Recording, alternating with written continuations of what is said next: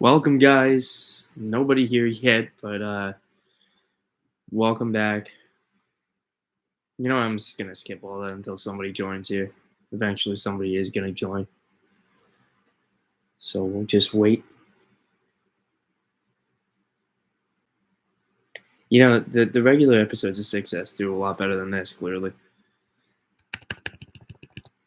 All right, we got one viewer in here. Got no idea who that is, to be honest with you. And we already have our first call, so I guess we're gonna get Leif, Coach Christmas, on the show. First ever episode. Leif, you're live on the Snowflake Smitty experience. How are you doing? I'm doing good, Snowflake. This is Coach Christmas. How are we? Great. How are you? I'm doing good. I wanted to first off congratulate you on your number 4 pick. Thank you. I know you wanted to go a lot higher this year, and a lot of the community thinks you should have gone higher. But I'm glad you got picked, and the committee came to a good decision in having you in there this year. Thank you. Yeah, I was really happy to finally be picked. I mean, there's been a lot of tough competition this year, more than any other year that I've ever seen. I thought I was going to go higher, but I'm not upset by who the committee picked before me. I'm just happy to get a pick. I couldn't agree more. Well, now there's only one pick left. It's the number 5 pick. Who do you got, Snowflake? Who do I got? So throughout, since the beginning of 6S, I've been saying Mistletoe Matt, and Mistletoe Matt has never failed to, raise my standards more and more. Every time I watch Mistletoe Matt campaign, I'm like, this kid has it. He's got to go 5. But if you ask me for the past week and a half, I might have to go Yuletide. Yuletide turned it on in the past 2 weeks. I mean, as long as Mistletoe Matt has a quiet end to his campaign and Yuletide keeps running like this, I can't see it not being Yuletide. But Mistletoe Matt is right behind him. We just need a little bit more just to match what Yuletide put out. How about you? Yeah, I mean, Yuletide definitely has come on strong with his last couple videos. I mean, Mistletoe Matt, he's firing off that 4-part series that is absolutely crushing. But I think an unsung hero is Candy Cane Costa. He can't get slept on. Those TikToks, I think they're taking over the spectacular nation. People are really getting behind him. And if you look at Candy Cane Costa, on paper, based off stats, he had a better year than Yuletide last year. He had a 1.75, which is a phenomenal grade. So can a 1.75, and while he hasn't had the campaign that Mistletoe Matt or Yuletide have had, a 1.75, is that really going to knock him from the number 3 spot all the way out of the draft? No, and I don't think it should. I mean, like Candy Cane Costa, you know what you're going to get. The kid is lights out every single year. It's just the issue is this race is so close, and these people have been campaigning like you've never seen before. And I do believe that we see somebody who's either a rookie or is deemed to be a rookie. And I guess we find that in Mistletoe Matt or Yuletide Yosef. Yeah, no. I wouldn't want to rule out Candy Cane Costa either. I just if I have to come to a decision, which I don't even want to, I'm going to say it's probably like right now, this week, it's probably like 60% Yuletide, 40% Mistletoe for me. I see one of them getting picked. I hear you. The 6th man is where it gets interesting. That 6th man of the year award that gets in. I think I could see the committee. The committee loves to, make things really interesting. And if they put Candy Cane in there and we have to vote between Yuletide and Mistletoe Matt, oh my God, that'll be one of the greatest races we've ever seen in our lifetimes. It would be, but oh my God, that would be something. I mean, I can't even imagine having to make that decision myself. I feel bad for the committee just as is. So I don't think there's a bad pick, but I mean, between Liam, Joe, and Matt, 2 of those people are going to leave heartbroken, and one's going to leave really heartbroken when they don't even get the 6th man of the year award. So I agree with you. I don't want to be the committee this week, but listen, Coach Christmas, it was great having you on. I actually got to cut you off. I got another caller coming on. How's it going? Welcome to the Snowflake Smitty experience. How's it going, Polar Bear Larzy? How are you, baby?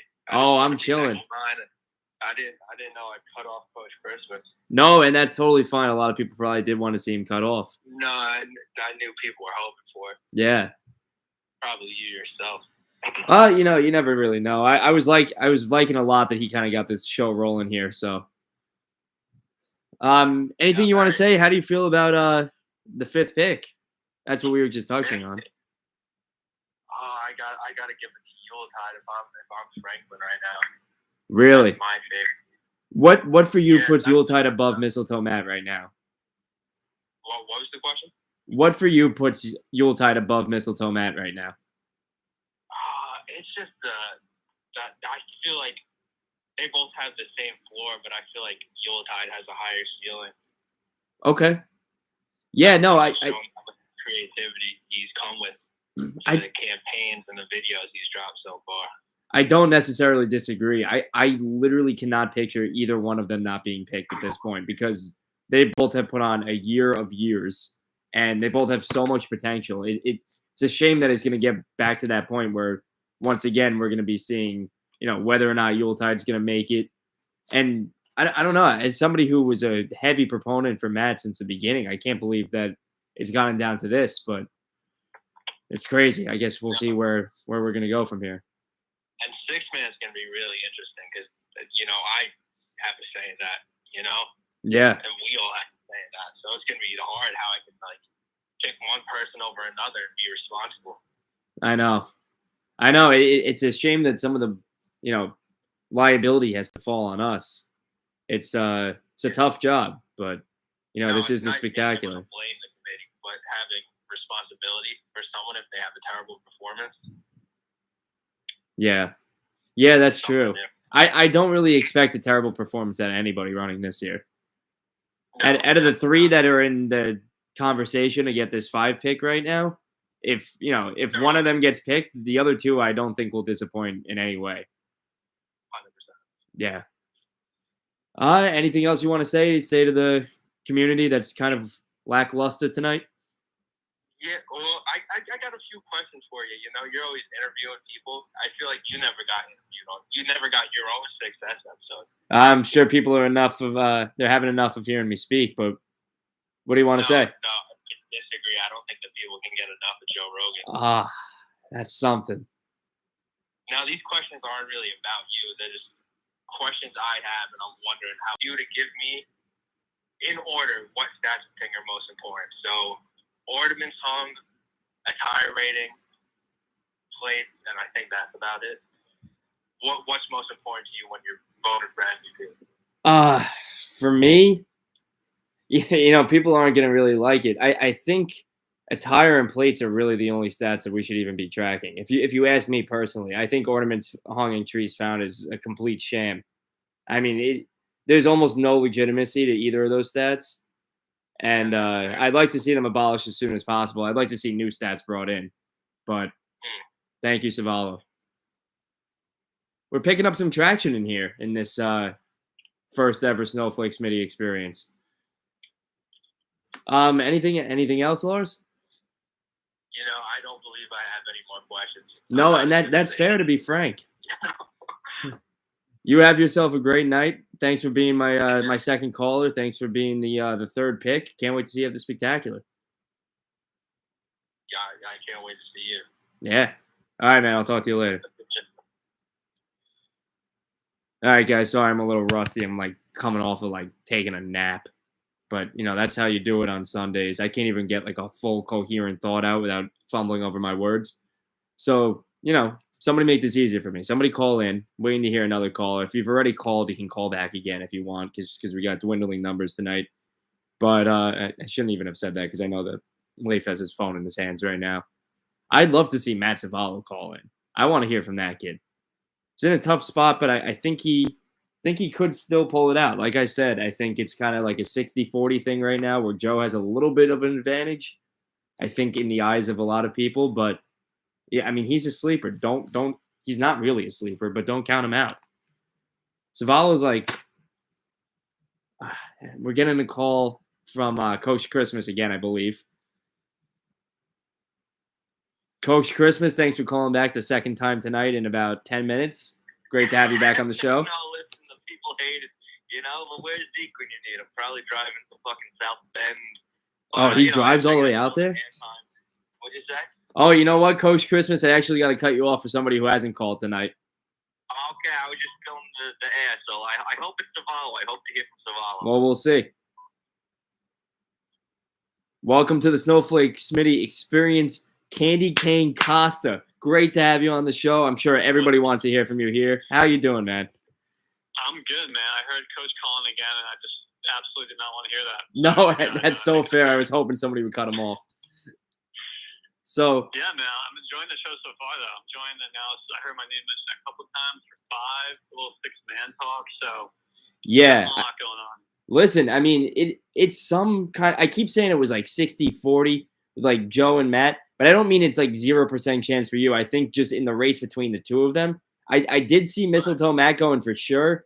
And then if you ask me, like this week, I think Yuletide's got an advantage on him.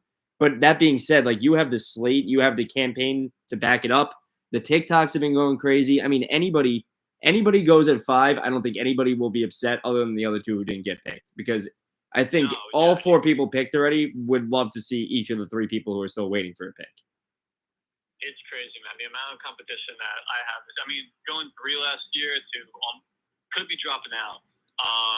So, I'm enjoying it, though. I mean, I'm enjoying putting out the content and just seeing what everyone's doing. Yeah. I was curious to hear your thoughts. You were talking about how difficult it'd be to vote for a 6-man, and kind of what you think will go into that. And since you have the power there, since you guys have it. Honestly, I don't even think I can make a decision on the 6-man until I see who the 5th man is. Because, I mean, really, there's an argument for everybody who's still waiting there. And it's almost going on like a week-to-week basis now, where the 3 of you really have an amazing campaign, like you have the slate to back it up, which gives you the advantage.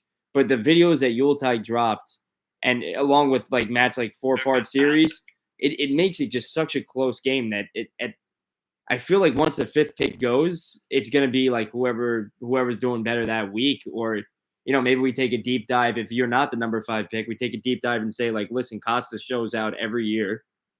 It's tough, man. I have no idea. No, I'm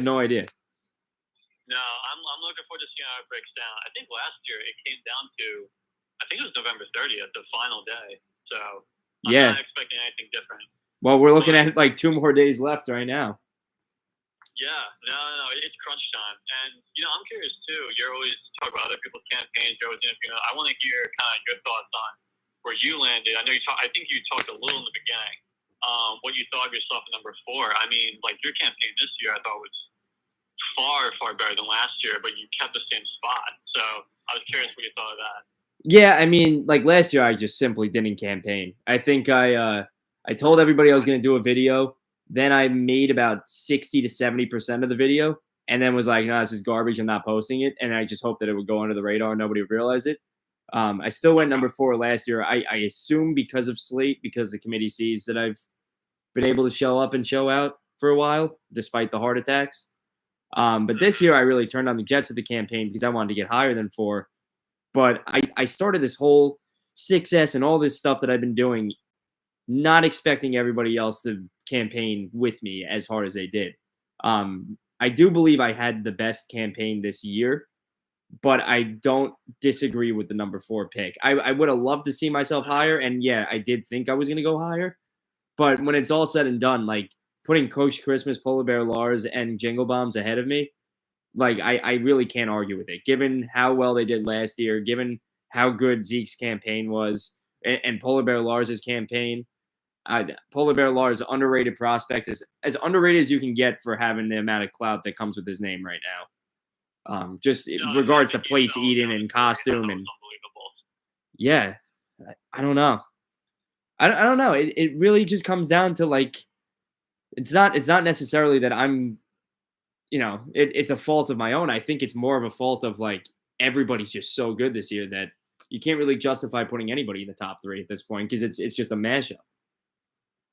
Yeah, no, exactly. I thought Coach brought up an interesting point the other day too. He said, I think it was when Zeke was picked, he was saying how he thinks the committee is kind of going more of like a fantasy draft route rather than looking at slate and past performance. So, I mean, it's possible. Like, I don't know what you're thinking of that. Yeah, no, I see what you mean. We're growing more and more interested in like putting our chips on the table and kind of gambling on who we think is going to be great that year. Not saying that we don't know that Zeke's going to be great because he had a great year last year, but as opposed to somebody who's more, who's been around for longer, such as like a me or a you just got to see. I trust in the committee and I trust the way that this is one of the few things I trust in the committee for is the draft order.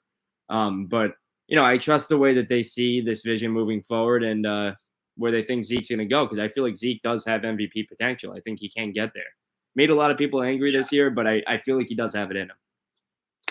I agree. He wasn't my pick for number 2, honestly, but I can see him validating it. No, I was almost sure I was number 2 for a while, but when he got picked and after I let the Jets cool off for a while, I was like, all right, fine, he can go 2. That it does make sense.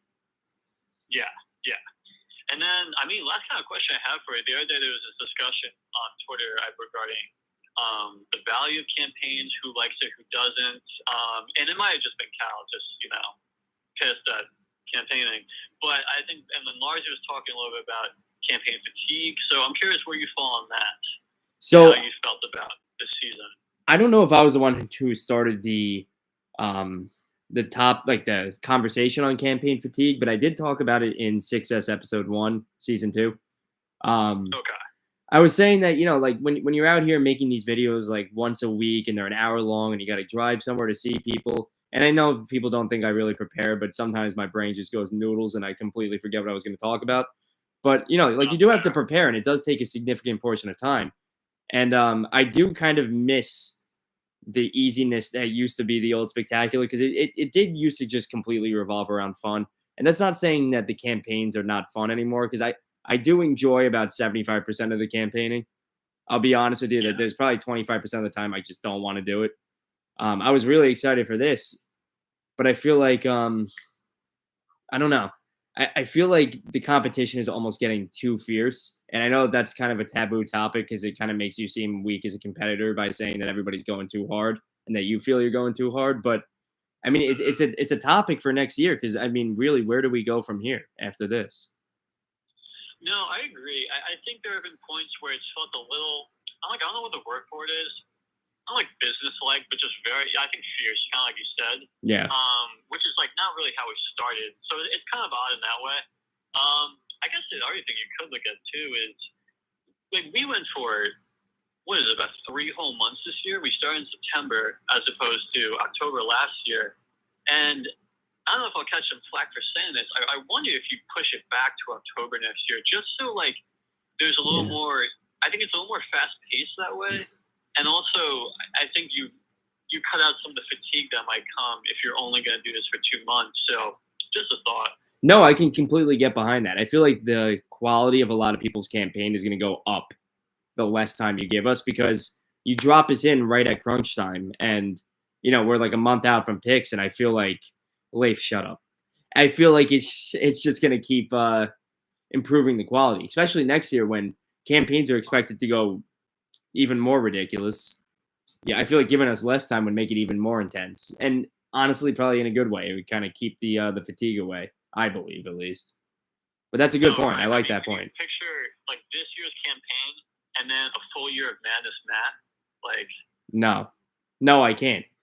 Yeah, I got so much fire about saying this on 6S episode 2, 6S episode 1, season 2, when I said that Merry Madness probably had the best rookie campaign of all time. I think people misunderstood what I was trying to say, and it's probably my fault.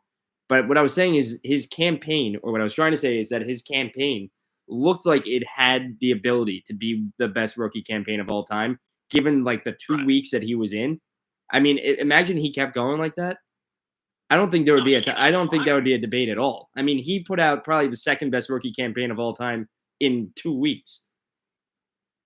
So I don't know. No, yeah, it's almost like in baseball when a player comes up with the minors for like 20 games or so and gives you like something fantastic. That's how I thought with him. So I can't wait to see him put up a full season. Yeah, he was unreal.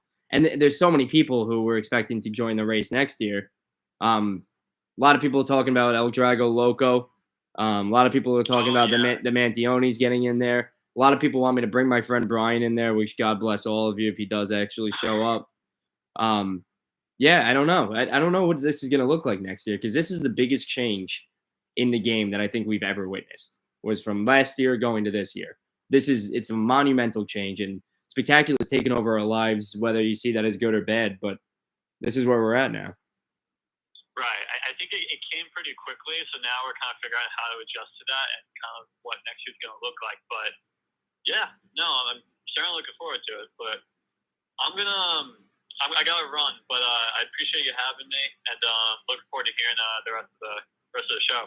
Thanks for tuning in. I'll see you. I guess the next time I do this, it might be one more time before the Spectacular. Great having you on, though. Take care. Thank you. You too. Great hearing from Liam, as always. That kid, I don't know. At this point, like with that number 5 spot, what do we even do with it? Because Mistletoe Matt, Yuletide Joseph, Candy Cane Costa, they all could get picked. I mean, it's really, I'm turning on my fan. It's really hard to pick one. You can only really pick who you think's doing better that week, and that's why I went with Yuletide. But I don't know. Like Candy Cane Costa is like one video away from being like, oh, it's probably either him or I don't know. It's tough. Anyway, we got in our next caller. So give me one moment.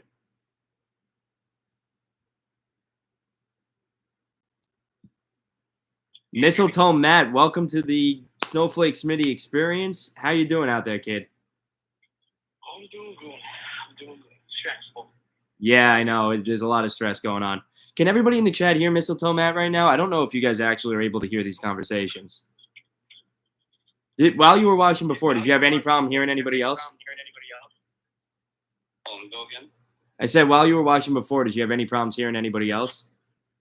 No, everything's good. Hey, Liam sounds good. I pulled up when Polar Bear was on. Okay. I mean, hey, great to have you on. How do you feel right now, given everything that's been going on? Oh, I'm stressed.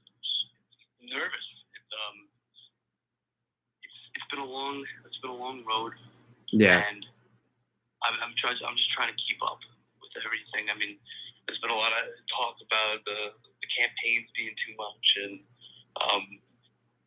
and that makes me nervous because the only thing I got right now is my campaign. I don't think it's with that. I think we're only saying the campaigns are too much is as far as we're putting too much effort into them.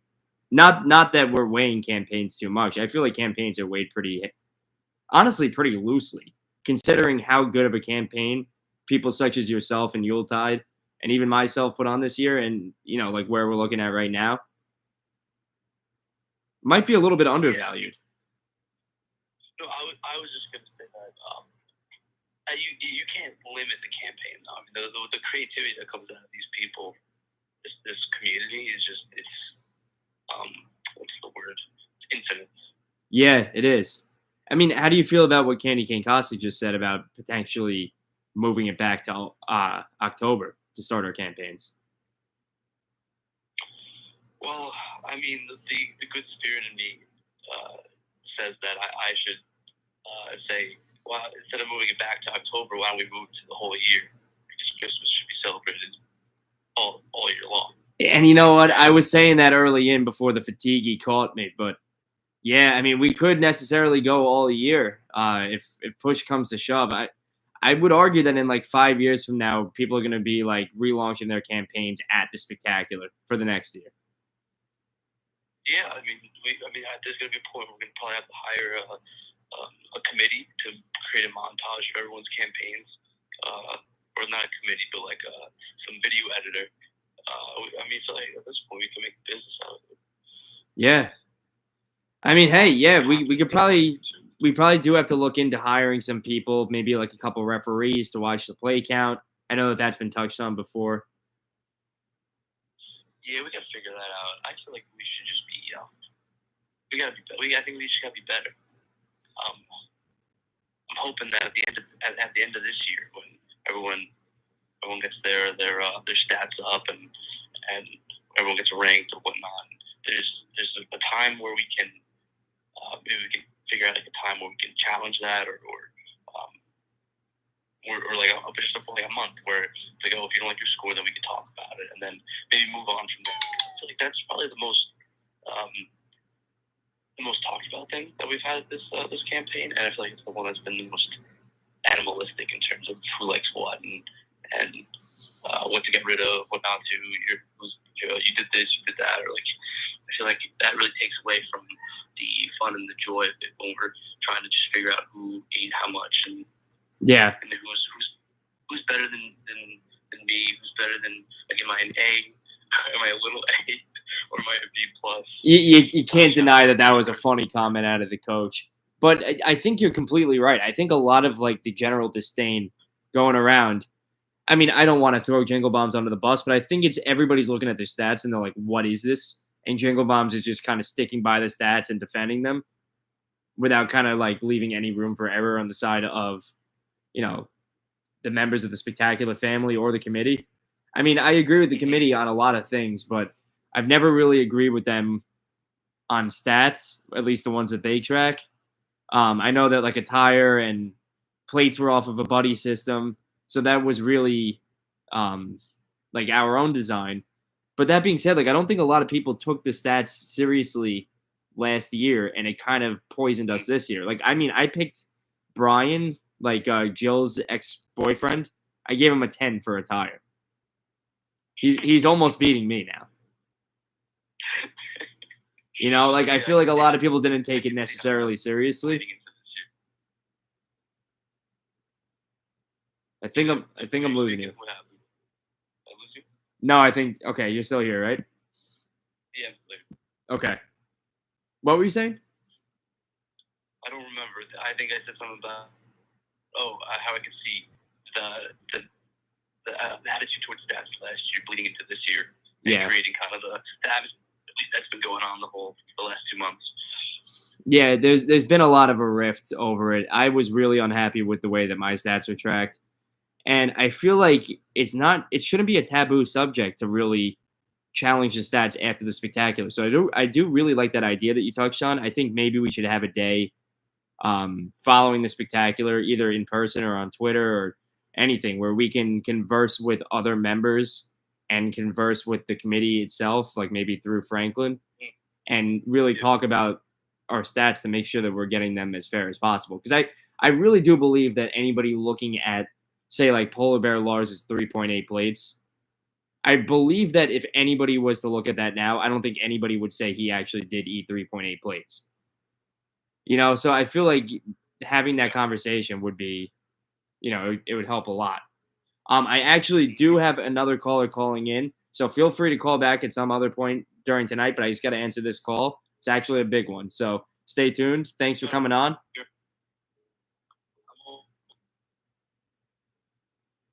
King Kirsch, King Kringle, welcome to the Snowflake Smitty experience. Great to have you on. How's it going?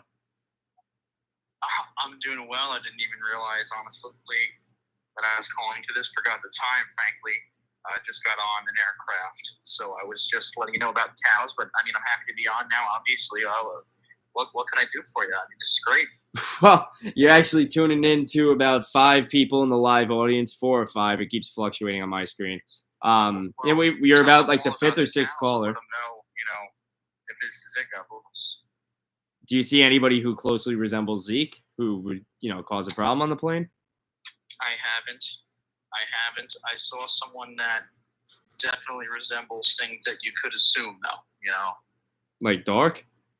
Yeah, a lot of them. Matt Zavala wrote it in the chat. He said, "I'm glad that I got kicked off the phone to have this kid on, being you." I can't get my words out tonight. And Matt Zavala also wants to say hi to you. I'll tell him I love him. I'll make sure to get the 6-minute hug as soon as possible. You gonna give him the what? A 6-minute hug. I was supposed to do 3 minutes. But oh my god! I thought you said 6th man. I was gonna say you're really underrating Mistletoe Matt right now. 6 minute for sure. Now, who do you think right now we're looking at for number 5? I think that's a great question. As I let someone sit next to me, give me a second. I think. No, that's fine. I think. A lot of people are saying Joe, and I don't think they're wrong. It'd be a heartbreak to see it happen 2 years in a row. But at the same time, I mean, you just can't count out can't count out Candy Cane Costa, and I'll get to Mistletoe Matt in a moment. But you can't count out Candy Cane Costa. He's kind of the horse I'm going to get behind, I think, through this last week. Had the same grade as you last year. Yeah. A little bit less of a campaign, but has never failed. You know, a consistent veteran, someone who shouldn't be underrated, and nothing but potential there. So don't sleep on that. It's not just a 2 rookie race here. There's a shot to run it back with the same 5. Obviously, we know, Joe, why he's a front runner. And then Mistletoe Matt, one of the greatest campaigns we've ever seen in general, regardless of a rookie or not. So I agree. No matter what happens, I think it's going to be a great decision and a terrible decision. Yeah, it will probably be the worst decision of all time, no matter who you pick, just because there's going to be the other 2 people in the chamber. 100%. So it's a tough position. I would not want to be a member of the committee right now.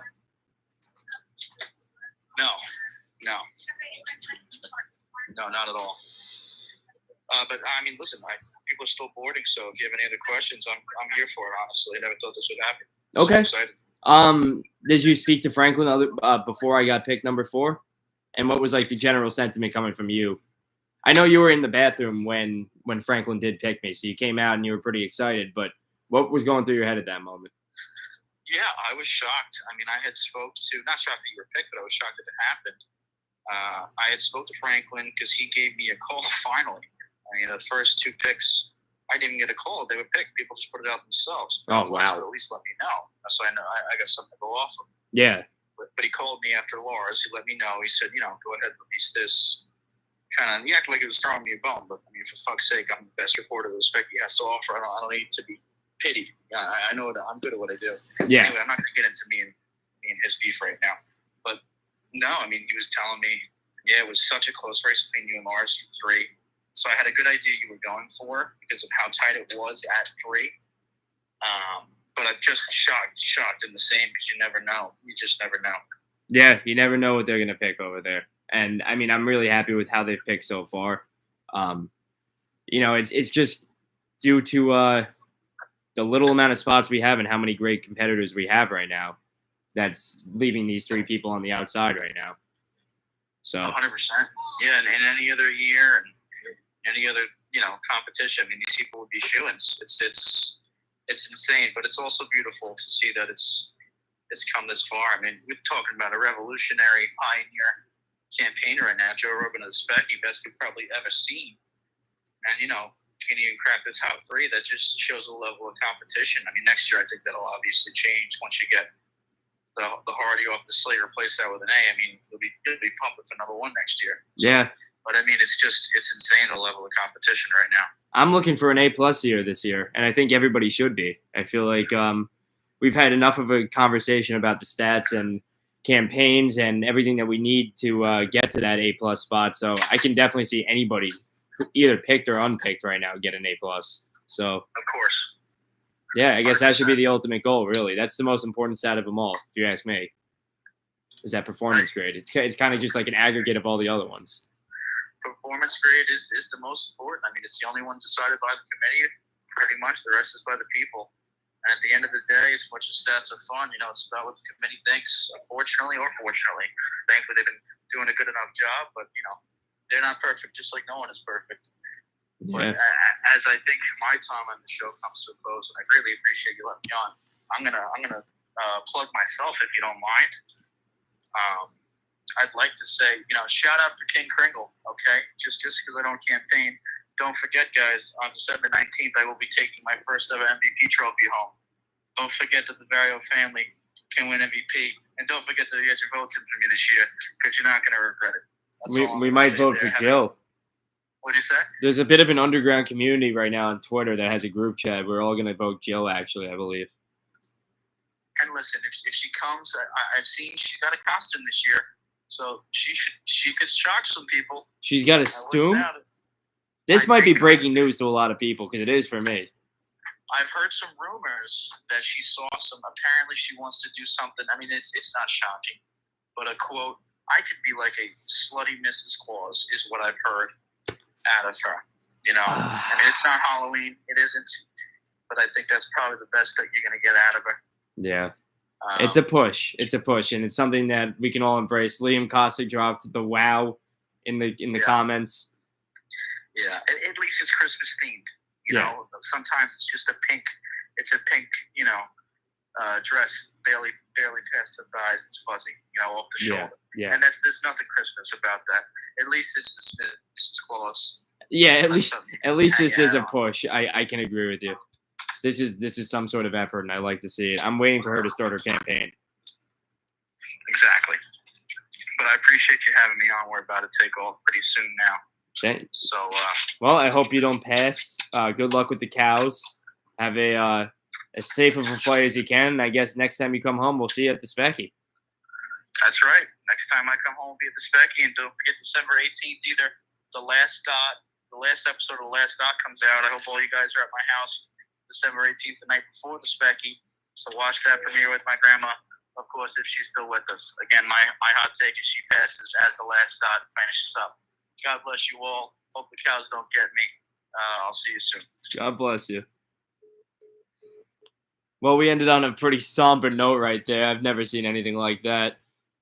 We got from Leif, my Specky line for least clothes worn, Liam, Matt, Jill. That is tough. I'm going to have to say it's going to be Jill, just given the history. But there's a good chance Liam is the next front runner. Matt, I believe, will come fully clothed, although we will all not really like it too much. I feel like he'll kind of loosen up a little bit through, and we might get some Mistletoe Matt action. I'm sure a lot of people would be looking forward to that. So I'm keeping the lines open. I think I'm going to do one more call just because it seems to be a little bit of a dead night in the spectacular community. I'm thinking about changing the day. Maybe to something like a Sunday afternoon, like at 12. I don't know if that would work, but I guess if you guys just shoot me something on Twitter, let me know what the best time you think would be for this show. I'm just trying to get this going this year. I wasn't really expecting a big turnout. I just wanted to test the waters because this will be my campaign strategy for next year, and it is trademarked. So please, nobody else take this idea. I've been thinking about this for a while. And hopefully next year and the other time that we do it this year, we start seeing numbers. I want to see like 10, 11 people viewing live and calling in. So if anybody else wants to call in, I'll give you guys about a minute or two. And if nobody calls in by 8:40, I'm just going to end it here. It's been great having you guys on. This is it's working out a lot better than I expected, to be honest with you, and I'm really liking this format. Honestly, one of the most fun campaign things I've done in a while. So make a poll on Twitter later for a few times. Yeah, I think I might be doing that. The issue is that with 6S, I never did it on Sundays. I kind of just had it post on Sundays at 8 p.m. So I would record them like during the week, which I couldn't really stand. So I was always looking forward to a chance where I can maybe just be on Sunday nights because I'm home anyway. But maybe we raise it up a little bit on Sunday, make it earlier or later, whatever works better for the people. I mean, I got a very core following that is always here, and I want to make those people happy, and I want to kind of bring in a couple of new faces who don't really come in, i.e., like Cal or Rob. We did just get a call in from Matt Savallo, but I don't know what happened. I think it might have cut the connection. If you want to give it another try, Mistletoe Matt, I'd love to have you on.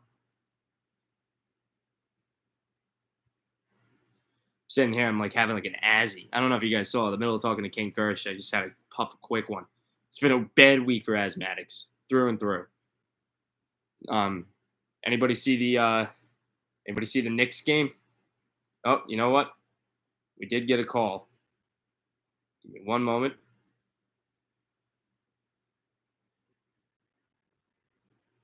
Hello there. How's it going? I'm sorry, I don't actually have this number saved, but I believe this is Mistletoe Matt, right? This is Mistletoe Matt, yes. I tried to program your guys' phones into this like phone system I'm using for this show, but I guess I don't know, for some reason I erased all of them because I didn't have Dan's either, but I memorized his. Of course, that makes sense. How's it going? Mistletoe. You still live? We still live? We're still live. Okay, yeah, I just wanted to say a couple things before I end the show. Okay. I wanted to shout out my fellow competitors at this point, Candy Cane and Yilta Yosef. I mean, it is just a fantastic race that the three of us are running, and I'm gonna be heartbroken no matter who gets picked. If it's me, I'm still gonna be heartbroken. If it's Liam, I'm gonna be heartbroken, and if it's Joe, I'm gonna be heartbroken. But I'm also gonna be extremely excited to see what each of the people want to see all three of you in. And nobody can really come to a decision on who we should pick. And if you ask anybody, I think their opinion changes once a week. at this point because it is just such a tight race, and all of you have so much potential. And you coming into your rookie year, like there's a lot of untapped potential that we haven't seen yet. We haven't seen in person or live with the Specky yet that we could be blown away by. So that's why I was putting you so high to begin with. Plus the phenomenal campaign you've been putting on. We're looking for something, I guess, for the three of you guys, like maybe one more piece of content or something good that just separates you from the pack. I feel like that one final push would be all that you need. Out of any of you, honestly, if any of you did it. But I expect to see some fireworks in the next couple of days. Just trying to show my slate through my campaign, and we'll see if that's enough. Yeah. Liam's been there for so long, and Joe had last year. But regardless, I'm gonna be at the Specky, and you're gonna see just absolute potential through the roof with me, and I'm gonna perform my ass off. Everyone's gonna just look back this moment, and they're like, "Damn, we should have picked him." Yeah, and I feel like that might be how it goes no matter who we pick too. But you have so much potential. I know you can eat. And you have the Christmas spirit up the ass. Everybody in this group likes you, which is honestly kind of a hot take because I think you might be the only one who everybody just unanimously likes, except for Liam and Joe. You put all three of us. Yep, I know. And that's something. But, like you got Zeke, you got me, you got Leif. Like we're all more controversial characters. But yeah, I guess if the three most likable people are slated to go the next three, I don't know. It's tight. It's tough, and I'm really looking forward to what comes of it, and I'm looking forward to the aftermath. But God, I don't even know if I'm going to be able to look at Twitter that day because I feel like I'm just going to be heartbroken no matter where it goes. Yeah, there'll probably be tears. So. That's it. That's all I wanted to say. I want to leave close out your show. Just wanted to shout out my my fellow competitors at this point and let them know that it's been one hell of a ride, and I'm looking forward to continuing this throughout the rest of December up until the Spec. So, well, great hearing from you. Can't wait to see what you have to offer both at the Specky and I guess following through at the end of the campaign season. Thanks for calling back. I know I'm sorry I got you cut off earlier, but great to finally hear you out. That man's important. Yeah, he is something. All right, well, I'll head out and remember, stay merry. I will. I'm gonna try to get in on Christmas time for you. Merry Christmas. Merry Christmas. All right, guys. Unless I get a call in like the next minute, I think I'm gonna end the show right here. I think this went really well. I'm looking for a bigger audience in weeks to come, but I know I kind of just threw this on you guys. I didn't really announce it too much. I just sent out a couple tweets, and normally I hype my stuff up because I like when people watch. But I'll do this one more time before the spectacular, and I am getting a call, I believe. Give me one moment. Hello? Oh, wow. Whoa. Would you like to introduce yourself to my show right now, our live show? Hello, Snowflake? Yeah, this is Snowflake. Who am I speaking with? This is Mr. Vario. Yeah, this is Mr. Vario. How's it going? How you doing? I'm doing great.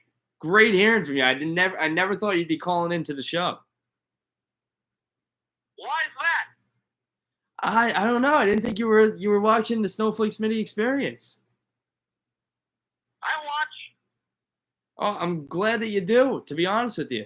That's fantastic. Do you know where Daniel is? No, I think he's on a plane. A what? He's on a plane. He's going to North Carolina. North Carolina? Yeah, he's going back to school. Oh. Okay. Let me tell you, Mr. Vario, my comment section is blowing up right now. Everybody seems to love this. Your what? My comment section on YouTube on the live video. Oh. Okay. And Justin, I heard you went number 4? Yeah, number 4, baby. All right, I would have thought number 1. No, and I believe most people did. But hey, listen, the committee picks what they know best, and I'll stand behind it. Well, just let me know if there's anything I can do for you. Thank you. I got a couple of people. I got a couple listed names, so I'll send them by your way. All right. Take care, Joe. I'll see you at the Specky. I want you guys to know that I did not plan that. I don't know where that came from. I literally answered it because it was like a random number, and I was like, I don't know if this is like this phone service that I'm using that's trying to like, tell me that I'm like reaching the end of my minutes or something. And it just ends up being Mr. Vario, either like impersonator or maybe himself. I couldn't really tell, to be honest with you, but unprecedented things on this show. Let me tell you, expect a lot more to come. I think I'm going to do this maybe 2 weeks before the Spectacular. So if the Spectacular is on December 19th, maybe I'll do it. I mean, it's probably going to be next week if I really map it out like that. But yeah, I'm looking at a calendar right now. If the Spectacular is on the 19th, I might do December 5th. So if we do December 5th, the last episode of Snowflake Smitty Experience, I'll maybe drop one more 6S episode after that. Yeah, I mean, great having you guys on. Thanks for supporting my new format of campaigning, and everybody have a great week. Good luck to the 3 that are left, and can't wait to see you guys at the Specky.